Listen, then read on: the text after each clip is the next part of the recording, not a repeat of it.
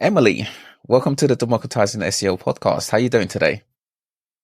I'm good, thank you. Thanks so much for having me. It's great to be here. Oh, thank you. Thank you so much for being on. Today, we're going to talk about growing your brand's organic search demand. And I think you'll have a very interesting take on this. So I'm curious to hear your take on a number of subjects or areas that I want to cover.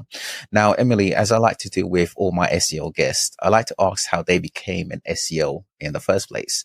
So with that said, how did you venture into becoming an SEO professional? Sure. So I started out in journalism, actually, writing pieces for websites. And then I essentially got a job where I was responsible for the content creation. It came with a whole load of other channels. So we're talking social, email, there were events as well. I mean, it was one of those great all-round starter jobs where you get to try your hand at anything. But really, the channel that interested me most was SEO because it really gives you, from a journalist perspective, an insight into what the audience actually want to read. And I just became fascinated with all the data, being able to get the keywords, being able to get, insights in terms of what people actually cared about instead of what we wanted to say as a business. And it really helped me make the case for, the audience and the reader. So from there, I started learning about SEO, and I just ended up devouring everything on the internet, and then went agency side to really put all of that into practice, try for different industries and niches and really different, types of sites and challenges. And yeah, from there, I've been growing my own team and getting other people, into SEO and excited about all of the things that it can do as well. Awesome. SEOs traditionally, I would say, have focused on generic keywords. Nowadays, there seems to be more of a push towards brand-led SEO, or should I say, a more focused on branding. Have you noticed or seen a similar thing from your experience? Yeah, definitely. We've definitely seen with some brands that they are, increasingly focusing on how can they drive brand awareness, how can they capture that brand search. They're looking at it even for measures of how they're doing in the market. Can they look at their brand searches and their market share together to give them a sense of how they're doing? And really actually trying to connect SEO instead of focusing it on those generic keywords, actually thinking about how can SEO benefit all of the other marketing activity they're doing. So whether that's social or TV or, influencers, everything that is going to drive either search traffic about their brand or traffic to their website. How can SEO be investing in that content, in that experience, so that it makes all of the other activity they're doing more efficient and helps capture it properly? Okay, let's say I'm a business leader. I'm not so familiar with SEO. And as a business leader, I spend hundreds, thousands of pounds on branding. What does SEO have to do with branding? So SEO is the bit where all of the spend that you're doing is captured and actually harvested. If you do a load of activity out there in the world, you spend a lot on TV and billboards and all of that amazing branding activity. But then when the users actually come through to your brand, when they want to find out about you, if you're not there, if you're not optimized, if your website is slow, if there's no content that answers their questions, you are not going to get a return on that investment that you should, because you've spent all that money and then you're not capturing them at the last point when it really matters. So SEO is about investing in capturing and converting that traffic that you are driving and first interesting in your brand through all the branded activity that you're doing. So I would say it's about efficiency of the spend. It makes the best return on investment for other channels if you're focusing on that very last point. I often, when we talk to brands about their website, we ask them to think about it not like a, online brochure, but more like an online store. So think about, the experience when people come through the door and how they're going to go away feeling after they've had that first experience with your brand. You wouldn't spend all that money on branding campaigns and then have rundown stores that people couldn't find or that didn't have any staff in them. So it's just about making sure that if you're going to do all that activity and spend all that money, making sure that you're there for the customers at the end when they're ready to convert. Yeah, this is an area that as an SEO, I am particularly focused on and I'm going to focus on in the years to come, because I think more and more SEOs are looking into the market share of a brand, where historically it really wasn't an area that we covered. You know, we would say, okay, I work on the Apple website. Apple ranks for number one. So there's no need to even look into how the brand is performing, whether or not they have the most market share for that term. But as we all know, Apple aren't the only one that are technically competing for that term, Apple, right? So the market share is an important area. If SEOs are responsible or share responsibility in owning or having or winning, should I say, the market share of a brand, do we share the same responsibility in growing the demand for the brand in the first place? That's a really good question. I would say that SEO is not necessarily a demand generation channel, in that there are activities that you can do with SEO that can drive more brand search, but really we like to think about it in terms of integration. So how can SEO be using the data that it has on the audience, on, you know, all of the information about the brand that you can get, you know, the keywords that people are using, the FAQs, the frustrations they have, the way they're talking about your brand in forums and on other websites. All of that is data that can fuel the other activity. And so connecting SEO across the funnel, you know, in your other marketing, in your messaging, in your creative, in your comms, SEO can fuel all of that and help to give it a clear direction. It's difficult, although not impossible, to generate demand using traditional SEO factors. So things like content marketing, for example. Some sites that are very big content publishers, they may focus on owning, you know, all of the generic search around an area. And then as users search for those queries, they see that brand over and over again. And then they start adding that brand into their searches. And they're actually coming to the brand and then searching for the brand based on their organic visibility. And you can also use tactics like digital PR. You know, as SEOs in a large part move away from your old-fashioned link building into more just getting the brand talked about online, getting it covered online, and knowing that all of those will help build those signals for Google in the way that link building probably would have done 5-10 years ago. Those ones can definitely help drive, you know, incremental brand search. But I think most of the brand search is going to come from the advertising and the understanding of the brand. And so that's where SEO can feed into the other channels that are doing it. Demand generation and also acquisition and the transition from one to the other is an area, again, that is very interesting to me. And when I think of what grows a brand's demand, I think of traditional marketing, let's say TV advertising, right?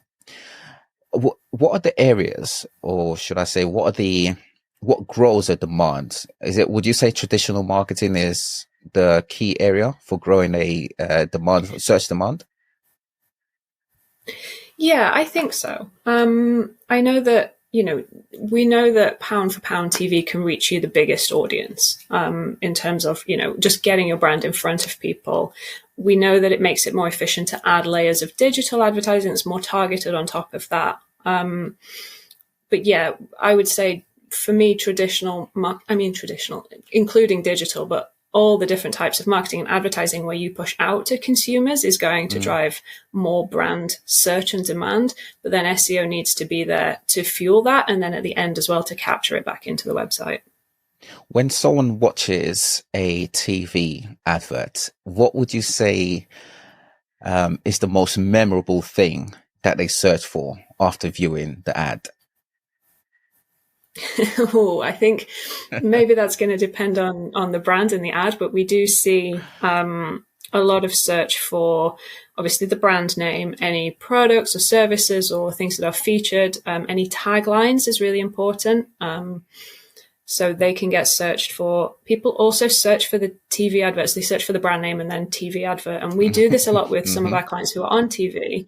They often don't put the advert on their YouTube channel, have it on their website. And we say, but people want to watch it again. They want to show it to someone. They, you know, they've seen this advert. They wanted to show it to a friend or a colleague or whatever. Put it on your website and make sure you're capturing that traffic.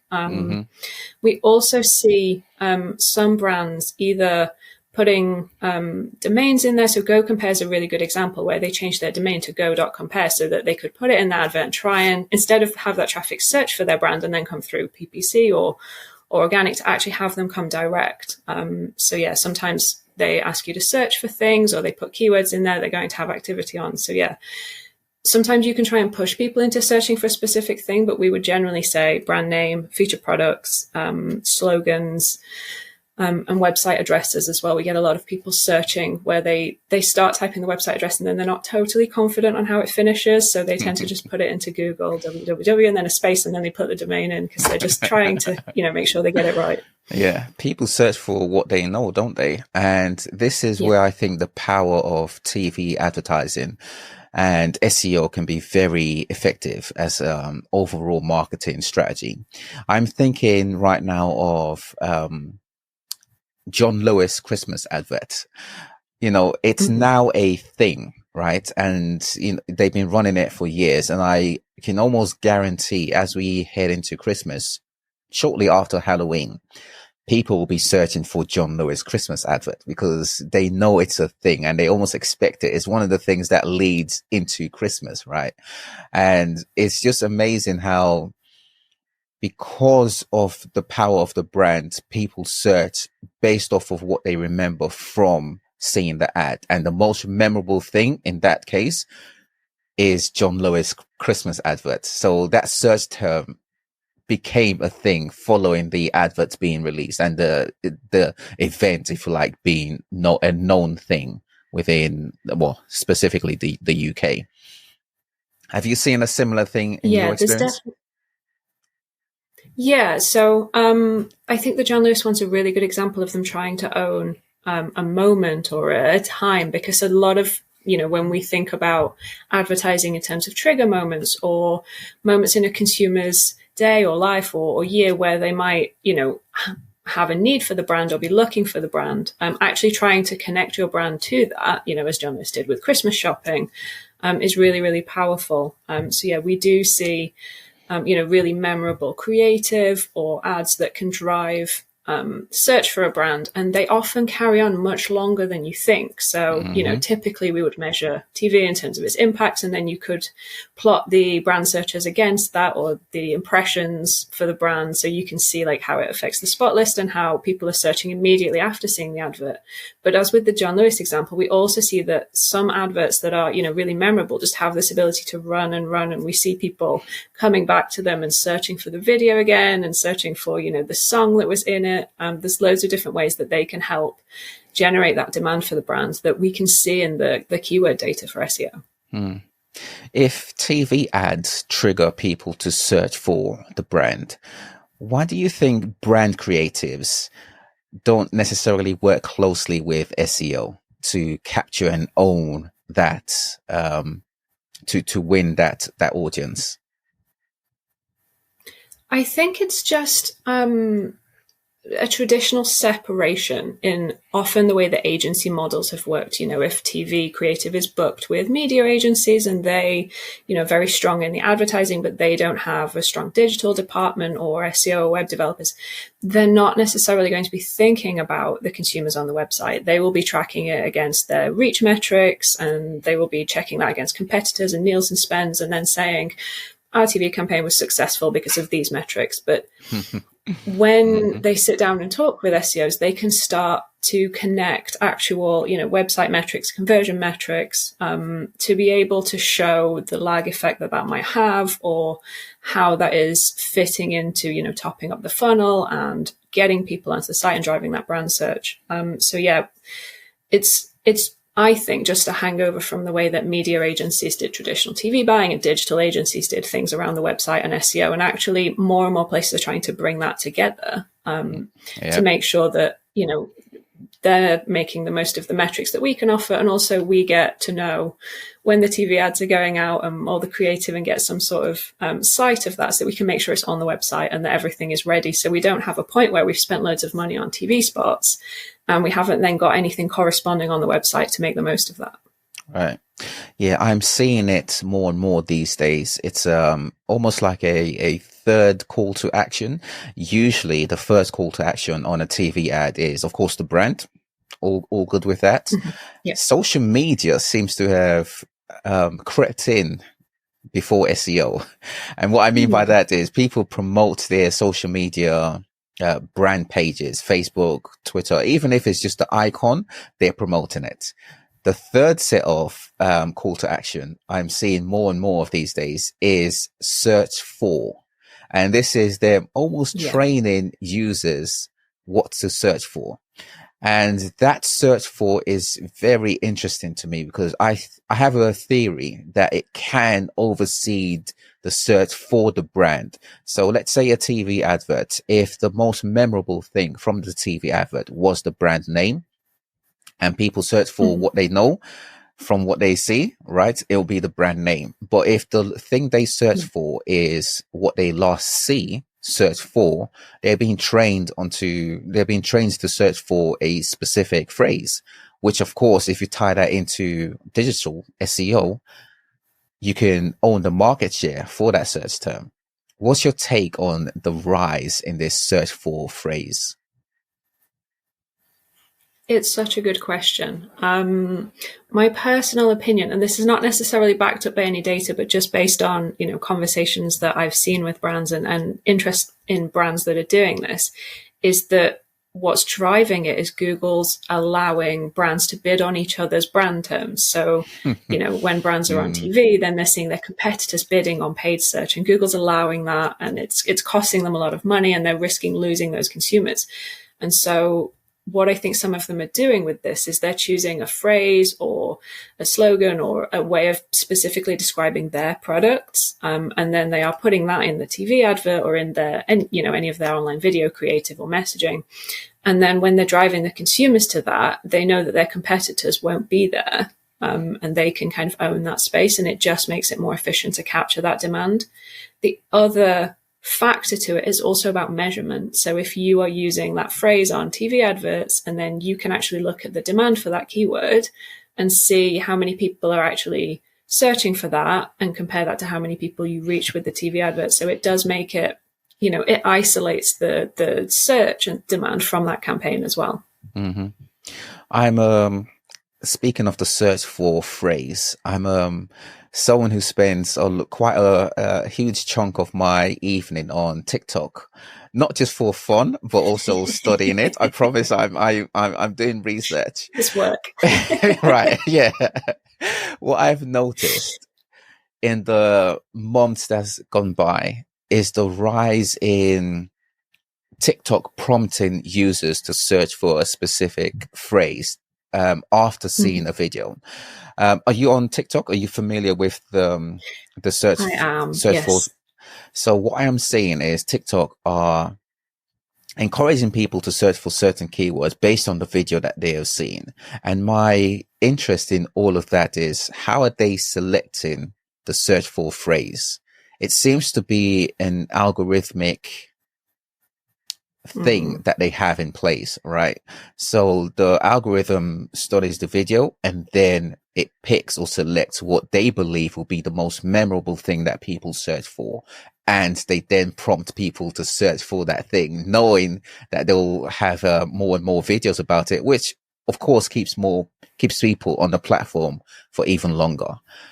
How is this search for phrase going to impact keyword research, either in the traditional sense, or if you like, what phrase can I use? The proactive keyword research by SEOs? Yeah, it's a really interesting phenomenon, I think. There's been a lot of chatter about how TikTok is, replacing Google. It's a place where people go to research.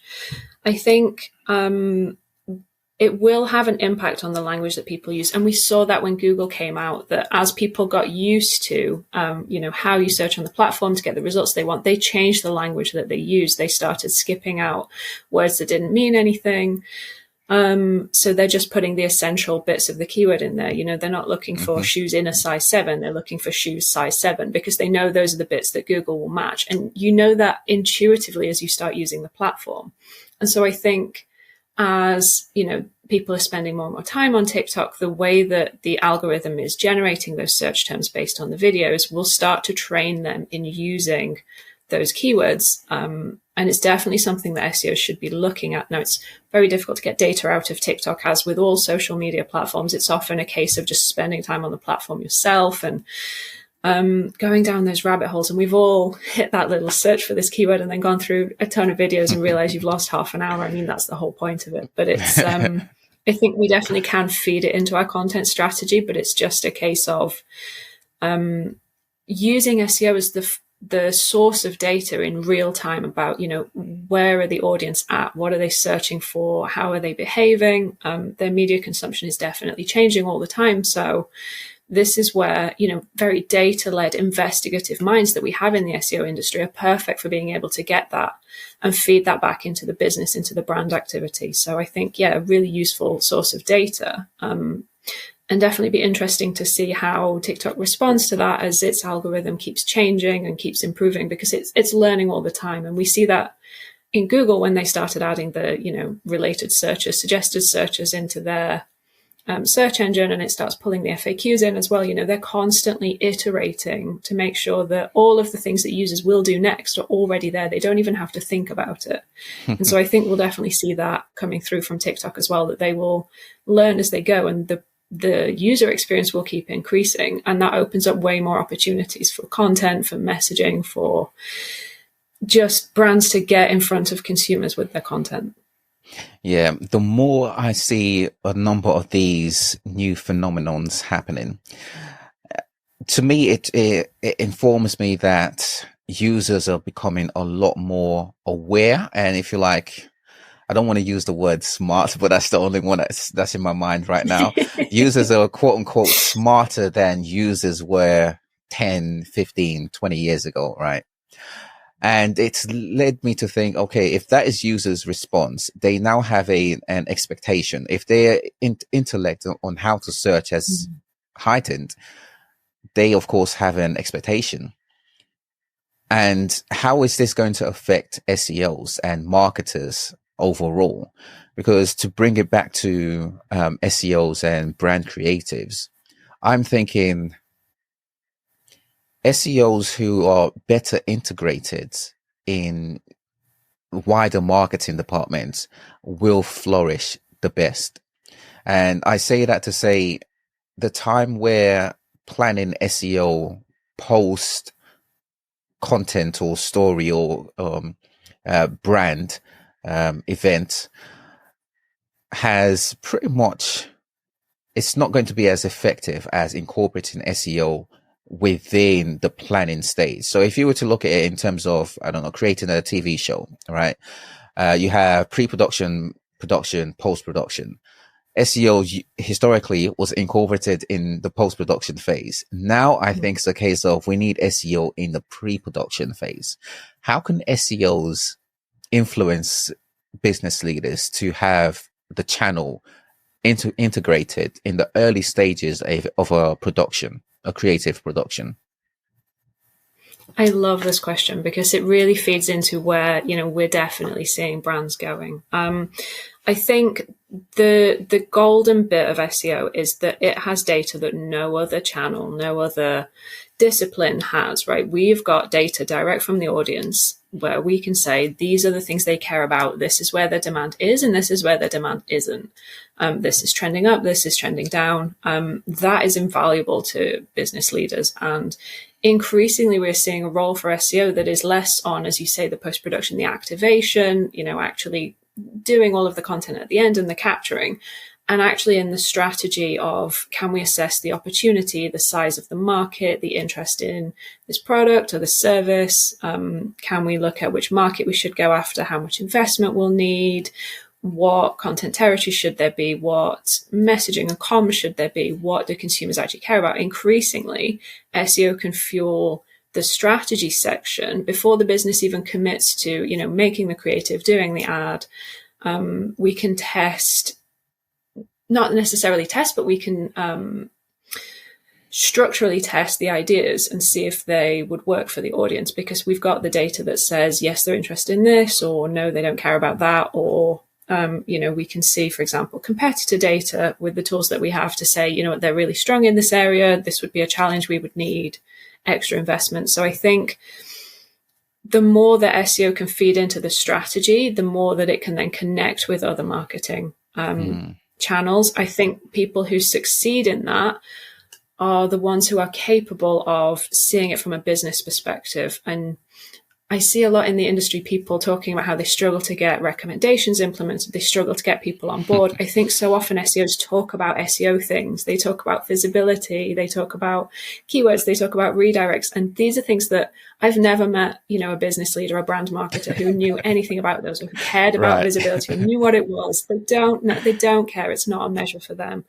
And so actually connecting that to other channels and talking in terms of efficiency, return on investment, harvesting demand, brand measurement, all of those are things that you can use as an SEO to open up that conversation, feed into the strategy, and then actually you can implement the changes to have better post-production, as you say, at the end as well. So for me, the SEOs that are going to flourish in here are the ones that can step out of the SEO mold and say, okay, but these are things that the business cares about. These are, marketing spends they're doing on other channels. And our work at the start here can make them more efficient and can make them have a better ROI. And so we have more budget next year to do even more fun things. One of the areas that I see SEOs talk about around data is using data to prove their case, which I am all for.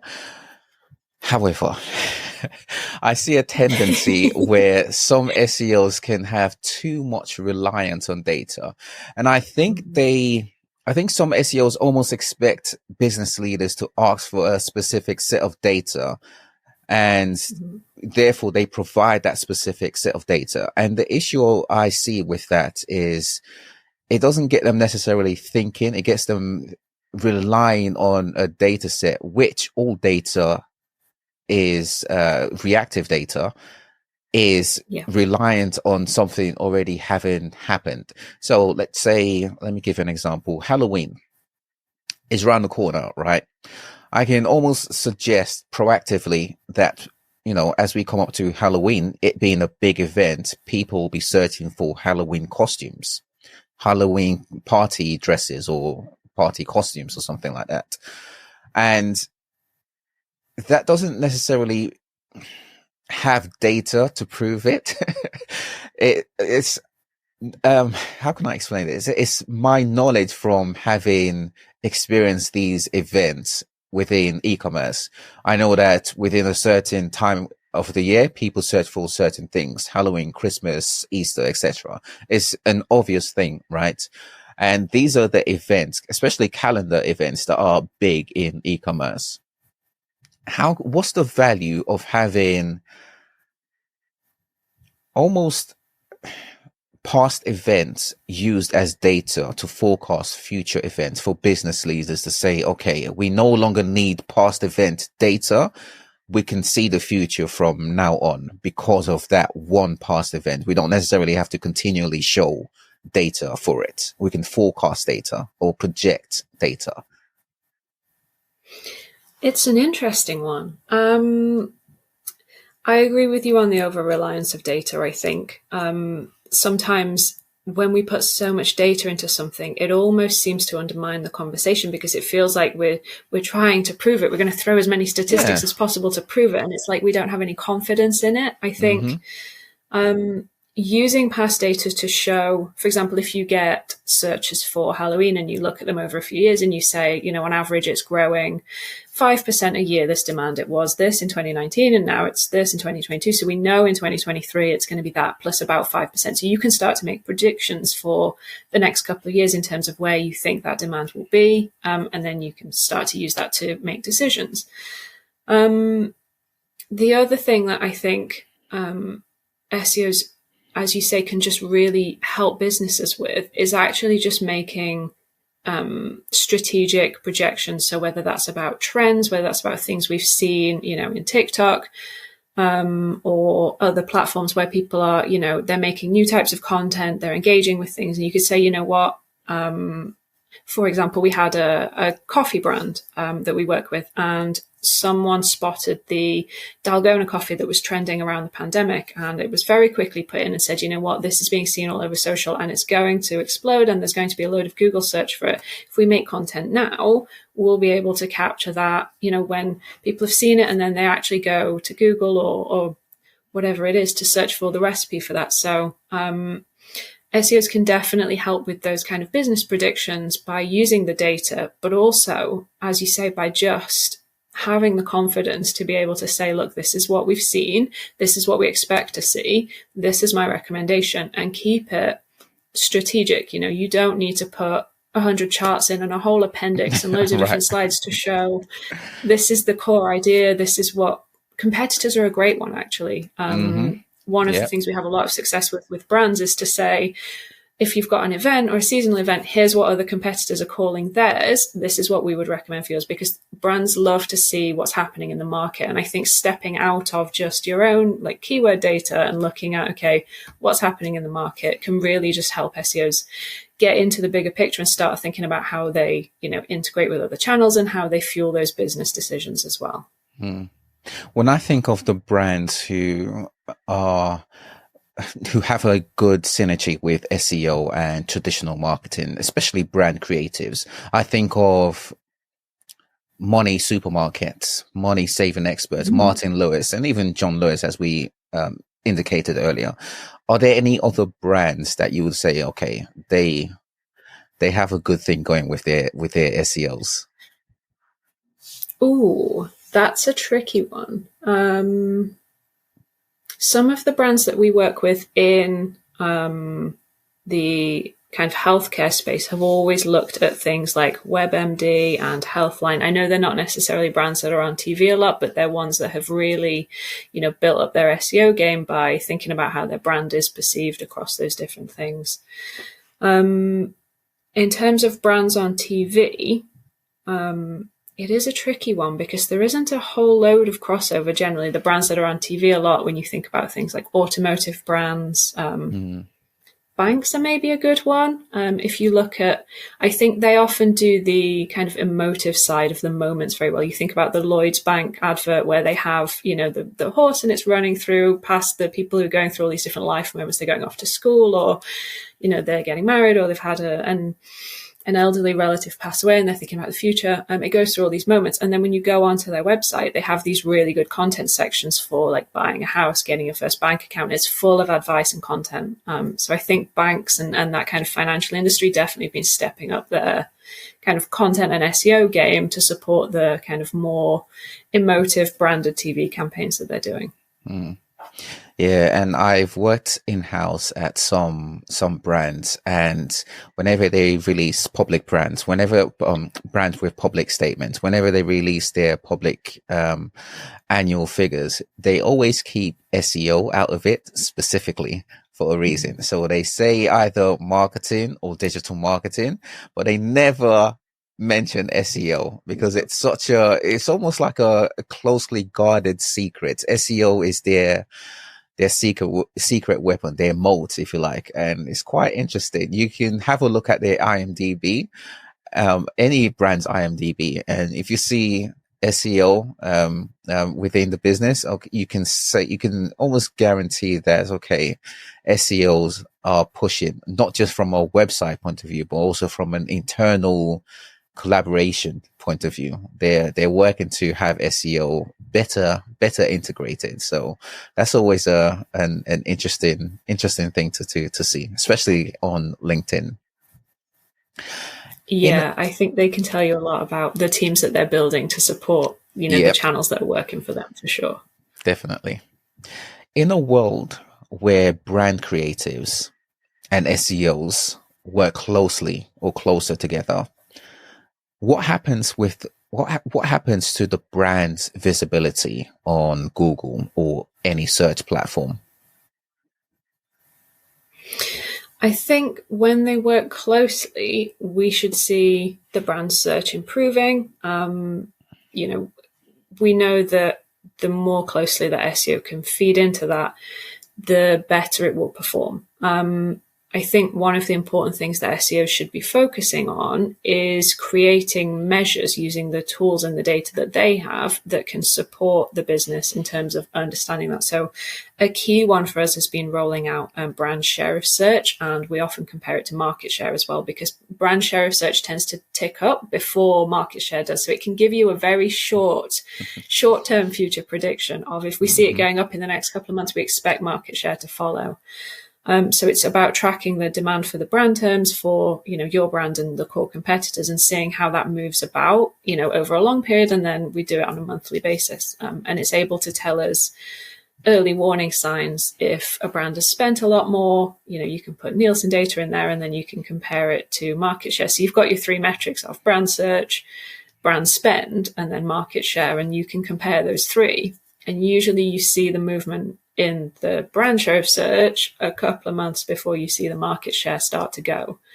So it's a really good measure for understanding, how many consumers in the market know about your brand versus competitors, because that's a really, clear proxy for how many consumers are going to come to your brand versus your competitors. So I think the closer that those metrics can be embedded, and then the data that, the individual keyword data that we can look at, what are the FAQs, what, are the top brand keywords, which ones are trending up, that will tell you what consumers are seeing in the adverts, what they know about the brand. And then you can make a choice of, what brand metrics do we want them to know. For example, if you're a retailer and you've got a whole range of products, it may be you decide you want to go after a different category. You're very strong, for a furniture retailer, they might be very strong in sofas, but they might decide, what, beds and mattresses is key for us. We're going to go after this.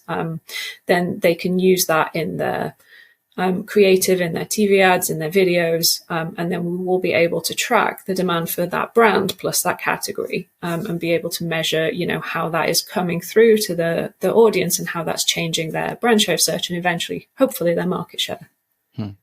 With AI in search, with SGE, BARD perspectives, with all of these things coming up in the months, do you see an increase in importance of these metrics that you just mentioned? I think so. I think SGE is a really interesting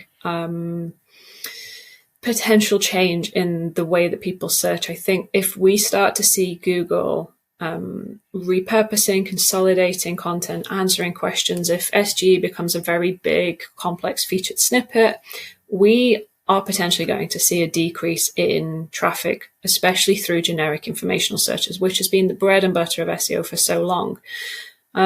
If we do see that, reduction in traffic driving capacity for those keywords, the focus for brand keywords that you can own and that are commercial is going to be stronger from SEO, because they are going to need to pivot towards driving traffic through branded keywords in a space that you can own, in a space that, is not a generic space that Google could own. It's actually a space that is for your brand. So I think there's definitely going to be a shift towards SEOs looking at these measures, reporting on these measures, and hopefully that will actually lead to more businesses thinking about how SEO and brand are connected, because that's going to benefit all of us.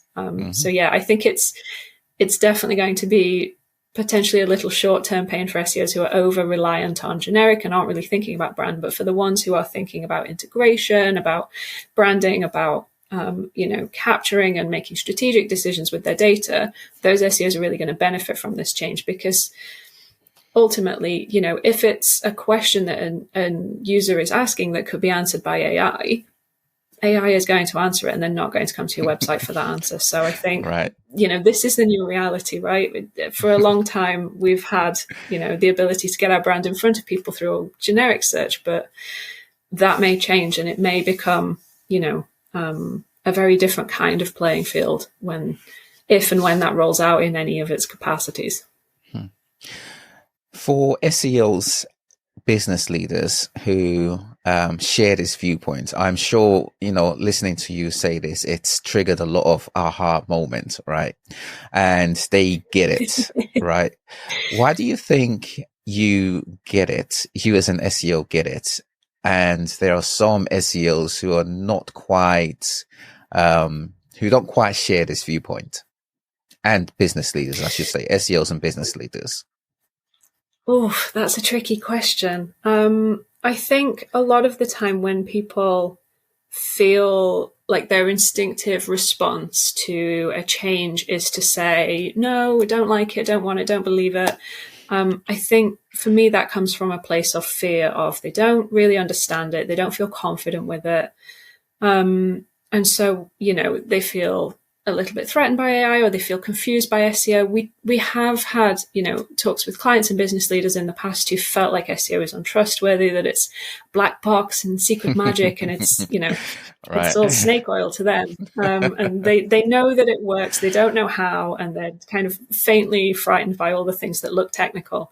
One of the key things that we have been doing as an agency is actually trying to, I hate the phrase demystifying, but demystify, open up SEO and talk to clients and business leaders about, it's not that complicated. You're ultimately making your site easier for Google so that users find it easier to use, right? It's actually about the audience. It's just that they're going to come through Google. So we do a lot of work with training on SEO, with, trying to simplify it and to take it back to Google's just a computer. We're just trying to make this so simple, even a computer could understand it. And then the audience will come on the site and it will be easy for them. We're just trying to make it easy for them. And so bringing it back to principles of user experience has been really successful. I think a lot of the time, some of the things I see in the industry at SEO is where they're worried that if they teach clients how to do things, they'll go away and do it and they won't need you anymore. And that's absolutely not the case. They don't have the capacity, they won't have the resource, that they're not going to fall in love with it in the same way that we will. It's not, it's just a small part of their job, right? So really we found leveling with business leaders and, showing them without trying to overwhelm them with all the details, and actually just sitting down and talking to them as a partner has been really effective. And I think in many ways, SEO is the best channel for that, because if you're in other marketing channels, you can take clients' money, you get in the platform yourself, you do it yourself. With SEO, you need the client to do those things. You need them to make changes on the site, to brief developers, to find resource and budget to help you. They need to input on the work. They need to sign content off. So for me, I think SEO is one of those channels where if you're going to be the sort of person who will take people on the journey with you and involve clients and get them, on board and make it feel like a team, you're going to have loads of success with that. And that's why I think those people, they're really flexible, they're really adaptable. They see change and they think, great, new opportunity, instead of, oh God, it's all changed again and now I have to change.